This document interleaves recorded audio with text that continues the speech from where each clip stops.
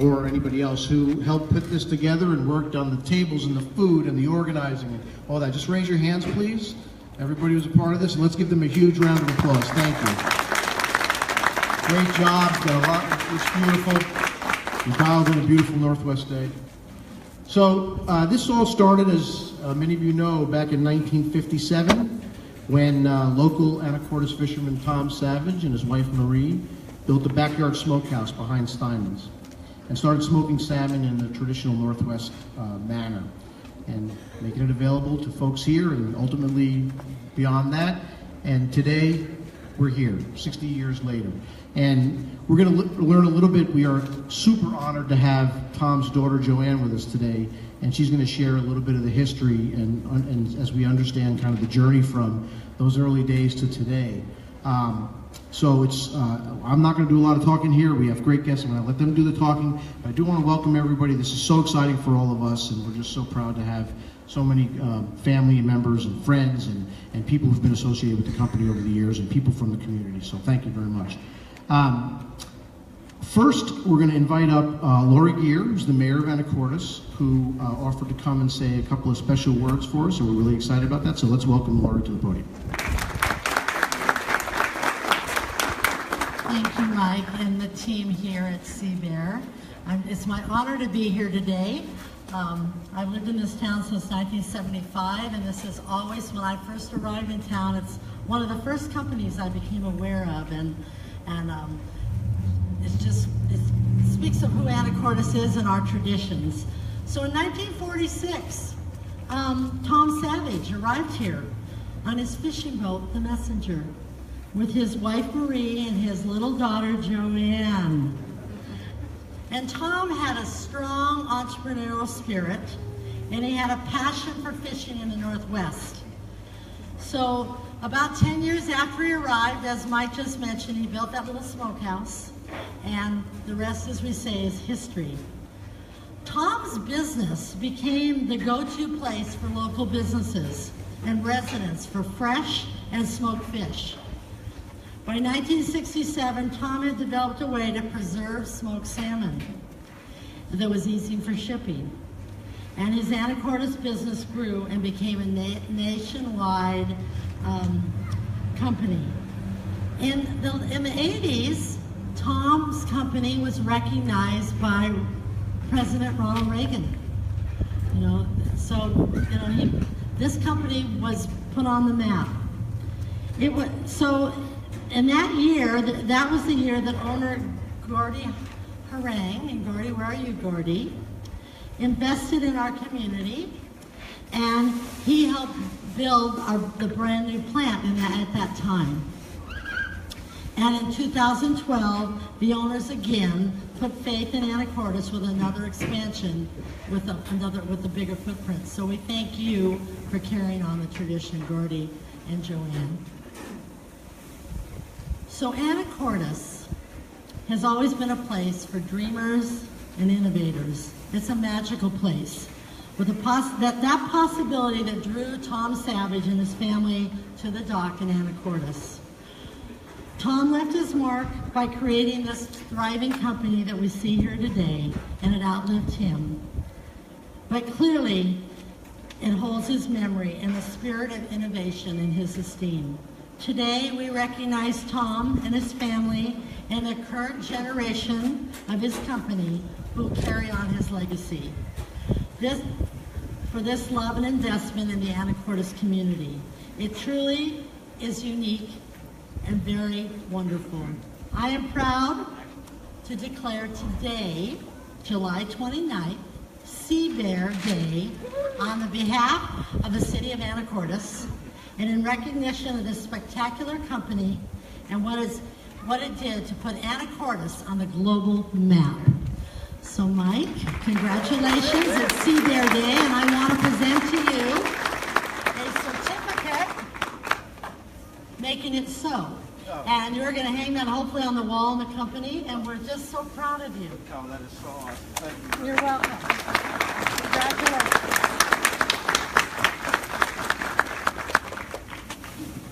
That is very cool. Thank you so much. Thank you. It's very, very cool. This will certainly, we're going to be remodeling our store and doing a bunch of fun stuff, and this will have a very honored place there. Thank you. So next, so a lot of you live in Anacortes, or certainly spend a lot of time here, and you know if you go around Anacortes, you'll see murals all around town of famous folks from Anacortes history and also present that are celebrated by artist Bill Mitchell. And Bill is here somewhere? There we go. So all those wonderful, wonderful murals you see all around town were done by Bill. I understand there's about 200 of them now. Is that correct? Whatever. More than a few. And they're really cool people. In fact, there's maps that show where they all are. People go around and get their picture taken in front of all of them. And we were just honored as can be that Bill decided to do one here for SeaBear in recognition of our 60th. So we're going to unveil that here today, and then I'll tell you where we're going to put it once the final touches are on it. And JoAnne, I'd like you to, if you would, unveil it. Just rip off the paper.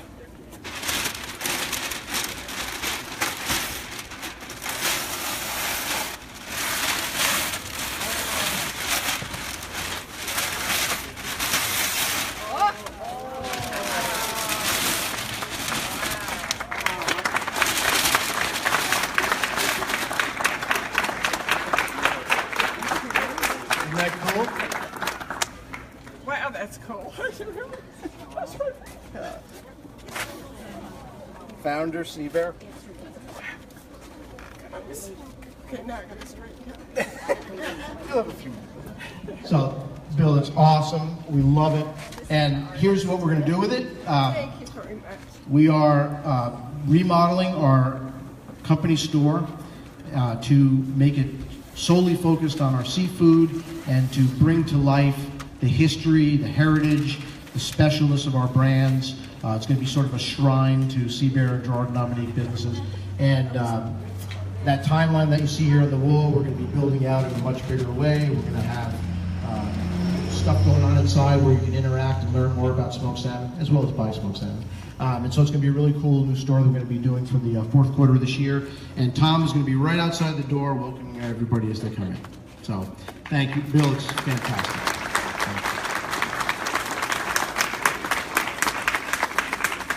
It's not quite done. I've still got to do a couple of highlights on the ship's wheel, and he needs buttons on his shirt.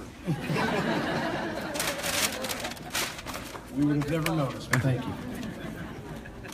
Okay, and so now our guest of honor is JoAnne Stuben, who has come up from Arizona to join us along with a number of her family, and to tell us a little bit about the early days here. And we had her at the company yesterday, and she joined a group of about 20 people and told a lot of stories. And it's just so cool to hear how it all started and about her dad. I had met Marie when I first started with the company in '96 and heard some of these stories, but you've brought such great richness to way more than I had known before. And so it's important to keep that memory alive, certainly, and it's part of who we are. It's part of our brand. And it doesn't just matter to us, it matters to our customers too. And this isn't some fly-by-night that started yesterday, right? It's grounded in authenticity and history, and so the more we know about that, the more we can share that with our customers as well. So without any further ado, I'd like to introduce JoAnne.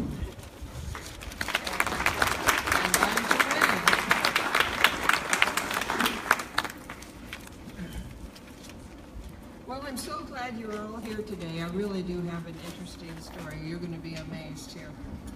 So, as everybody has said, we have started in 1957 as the founders of Specialty Seafoods. Can you hear me okay? No. Is that better? No?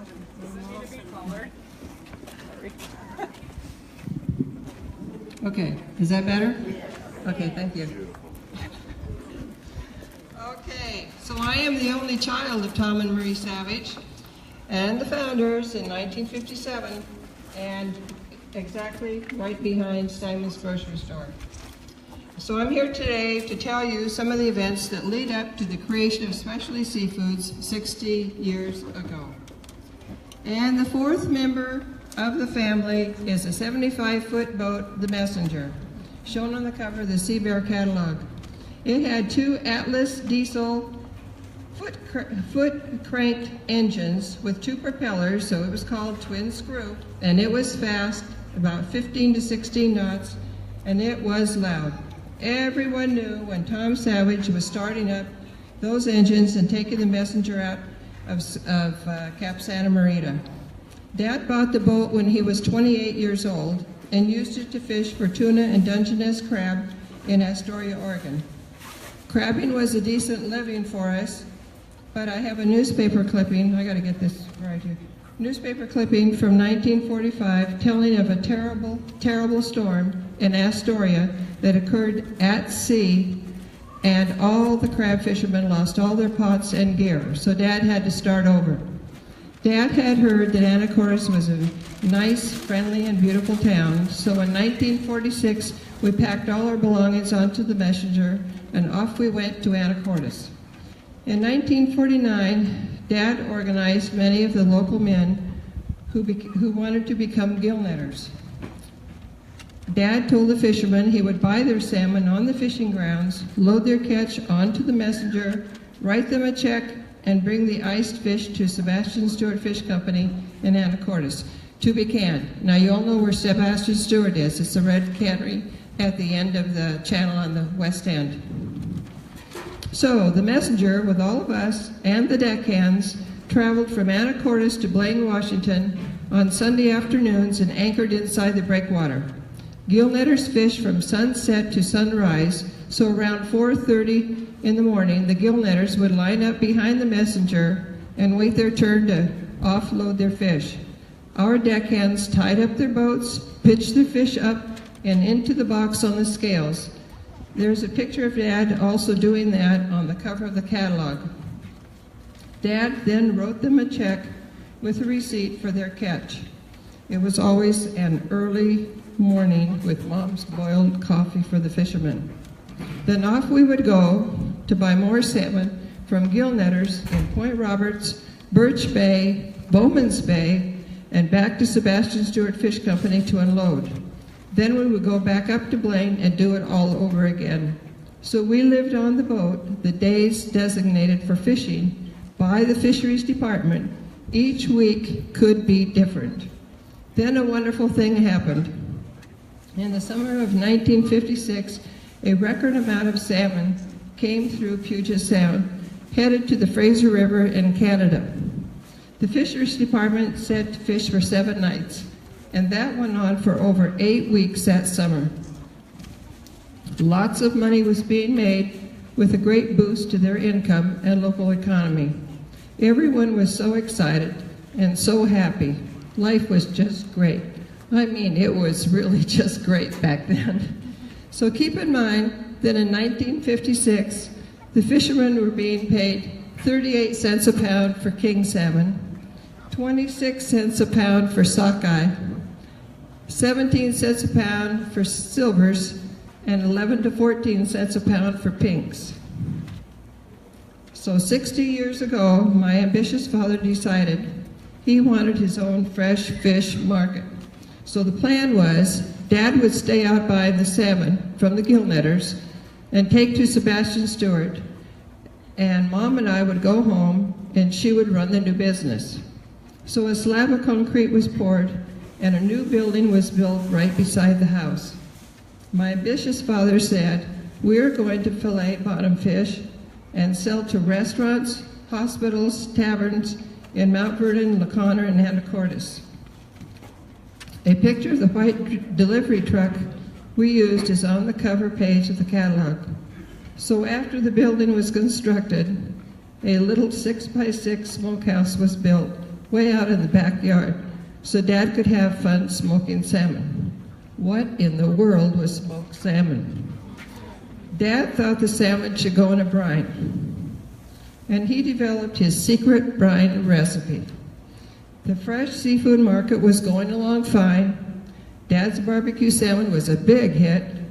It was moist, tender, with a very special flavor. Soon Dad's friends were telling him to focus more on the barbecue salmon and so did Mom and I. So he did. He added another slab of concrete and a second floor for more smokehouses, and used airplane propellers for the fans. He kept the same rusty pot-bellied stove for the smoke, and the little smokehouse was in the middle of the building, later to be turned into a big freezer. Dad was a welder by trade, so he welded together all the rolling racks that held the shelves of salmon for the destined for the smokehouse. He alone actually built everything that's specially needed. For the tavern trade, we cut small pieces of smoked salmon and put them in glass jars. Once opened, these jars sat on the bars in the taverns and soon developed spoilage problems. We now had a problem we needed to solve and control. My ambitious dad decided the salmon needed to be canned. But he thought using a can would be obsolete someday, so he decided the salmon should be canned in clear plastic filament. There's a picture of the salmon slab in the pouch on the cover of the catalog. Remember, this was in the 60s that he was talking like this. Besides, he wanted to show off the beautiful red salmon.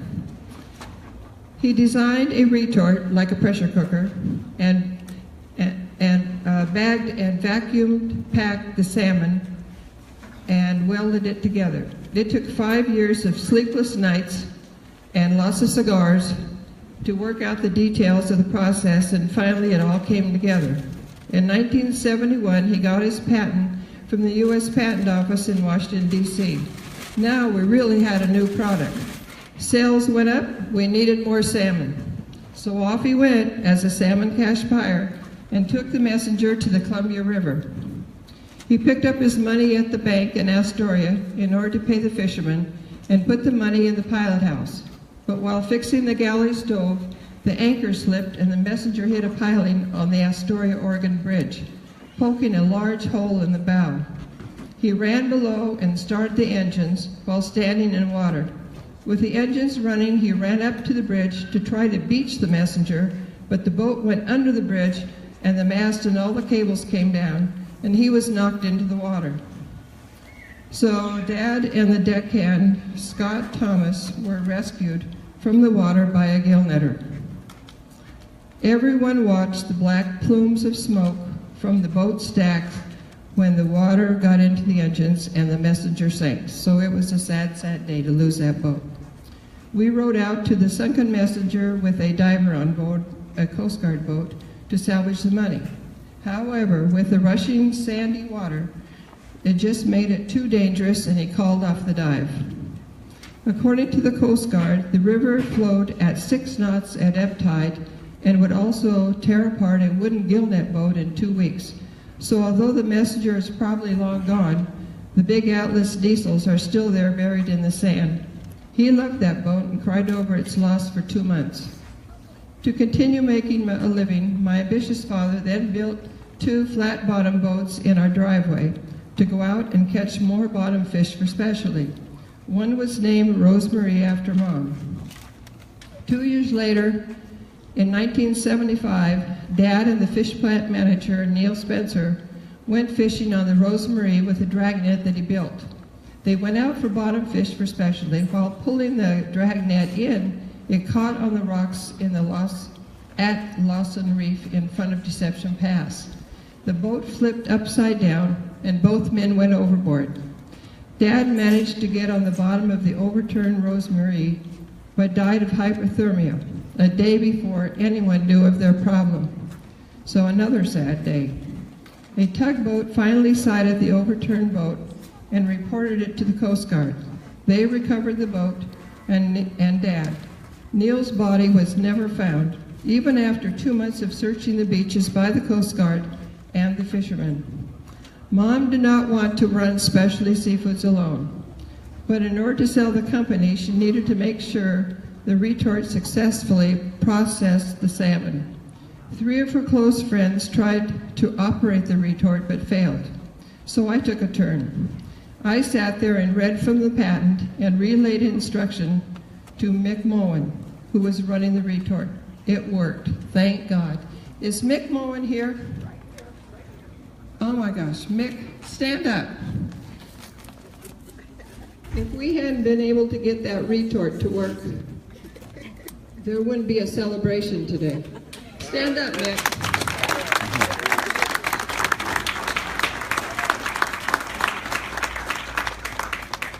So Mom sold specialty seafoods to Pete Cleland. Later Pete sold to SeaBear. And now I have a present for Mike. I love these celebrations. That's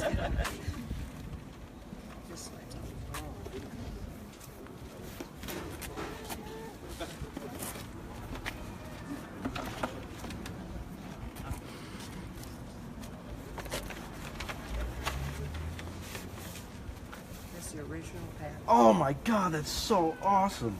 The original patent for the gold seal, for the retort pass. That's the original. Oh my God, that's so cool. Oh, thank you very much. Oh, that is fantastic. Oh, that will certainly also go on. Yeah, you can put it on. Yeah. I Oh, told Rustin to save a place for it. Oh, my He was God. not to tell you, so I guess he didn't. You look Yeah, very no, surprised. I always wondered. Oh, that's Okay. fantastic. So, Oh my God. Wow. so SeaBear, where is Gordy? Where's it at? SeaBear. I am so glad you came along. I thank you, and you. You have done one fabulous job with this company. You have installed new ideas we never would have even thought about. And your new catalog, wow, it is just gorgeous. So SeaBear, you have kept Dad's dream alive, ensuring his long hours of hard work were worth it. Worth it, worth it. Okay, so I thank you, Mike, and the SeaBear team for inviting me to this 60th anniversary celebration to tell Dad's story. And SeaBear lives on now in grand style. Well, we have Wait, JoAnne, before you sit down. We have a little gift for JoAnne. So this year, the marketing team and the operations team put together a anniversary fillet, which, by the way, any of you are welcome to buy. And we made 1,957 of them, 1957. And so this is number 1 in that series. And we've signed it, the employees have signed it, and it is for you. Oh, thank you.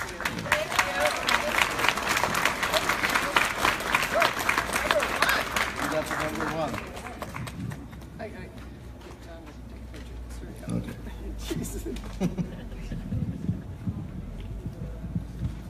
Okay. Okay. Thank you, JoAnne.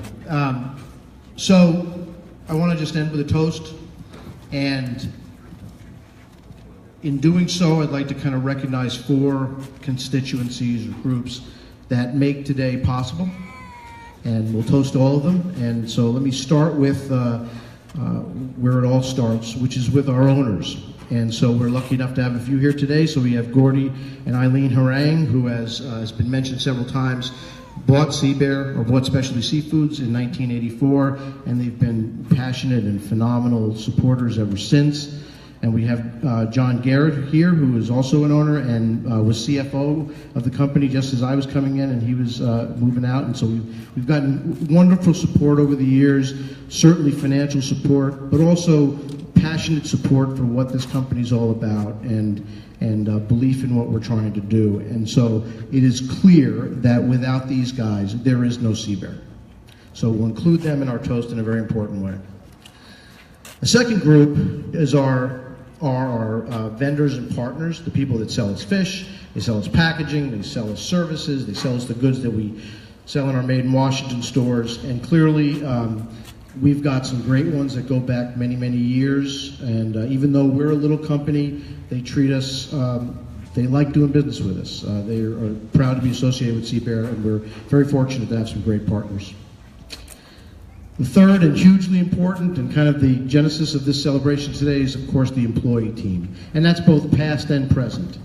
And there of course is no SeaBear without the employees, right? But I guess the thing I wanted to say here is, for those of you who are a family of employees, you should be really proud of your family member who works here. because they don't just make a good product that is sold locally. They make a world-class product, they ship a world-class product, they sell it, they do all the different functions that we do here. And that's not just Mike up here blowing smoke and making that up.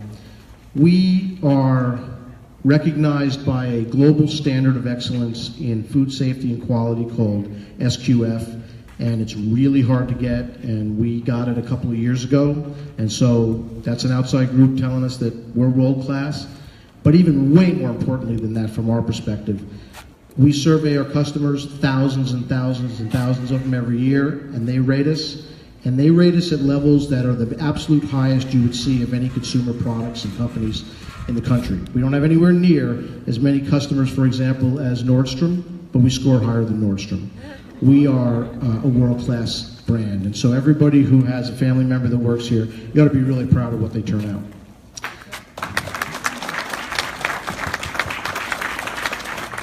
And then finally, I'd like to end in the toast with our customers.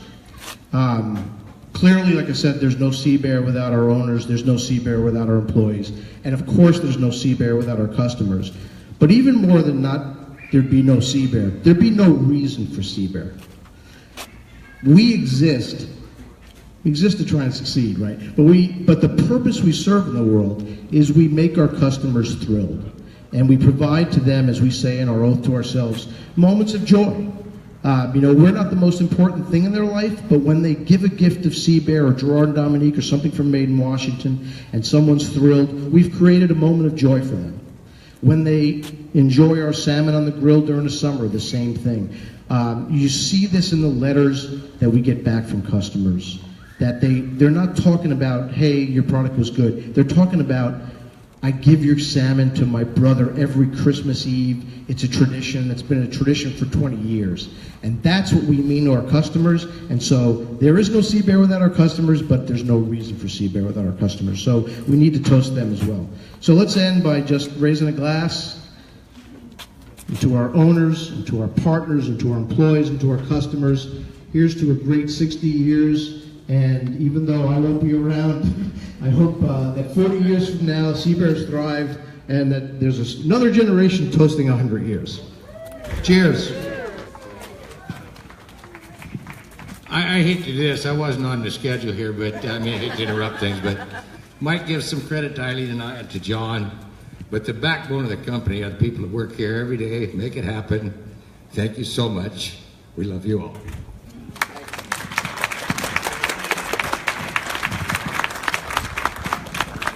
All right, well, it's time to eat and drink and play games. And so just to let you know, these guys have been cooking all morning. We got ribs, salmon, of course, right? Hot dogs and hamburgers.